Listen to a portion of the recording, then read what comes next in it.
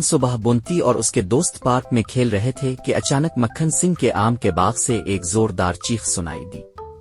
مدد! میرے تمام آم غائب ہو گئے، مکھن سنگھ چیخا۔ قصبے کے لوگ مکھن سنگھ کے آموں کو بہت پسند کرتے تھے، اس لیے یہ ایک بڑا مسئلہ تھا۔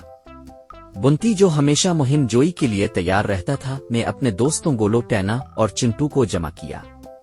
یہ ایک پہیلی لگتی ہے، بنتی نے پرجوش ہو کر کہا۔ انہوں نے آموں کی گمشدگی کا معائنہ حل کرنے کا فیصلہ کیا۔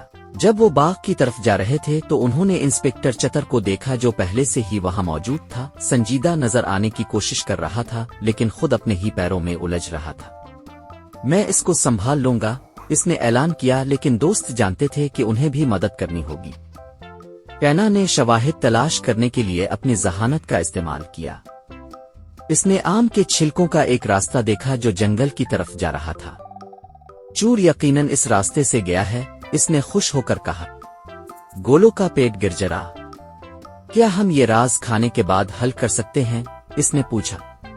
لیکن بنتی نے اسے قائل کر لیا کہ راستہ پر چل۔ وہ جنگل کے گہرائی میں پہنچے اور ایک بہت بڑے درخت کو دیکھا۔ حیرت کی بات یہ تھی کہ چنٹو بندر نے درخت کی شاخوں میں کچھ چمکتا ہوا دیکھا۔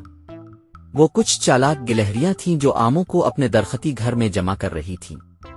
انہیں اندازہ نہیں تھا کہ وہ مشکل پیدا کر رہی ہیں، بس سردیوں کے لیے کھانا اکٹھا کر رہی تھیں۔ بنتی اور اس کے گروپ نے ان کی مدد کرنے کا فیصلہ کیا۔ انہوں نے ایک منصوبہ بنایا کہ آم مکھن سنگھ کو واپس کیے جائیں اور کچھ گلہریوں کے ساتھ بھی بانٹے جائیں۔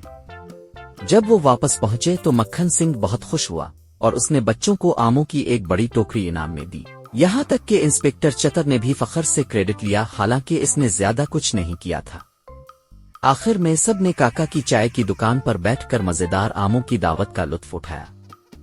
بنتی اور اس کے دوستوں کو فخر ہوا کہ انہوں نے مل کر یہ راز حل کیا۔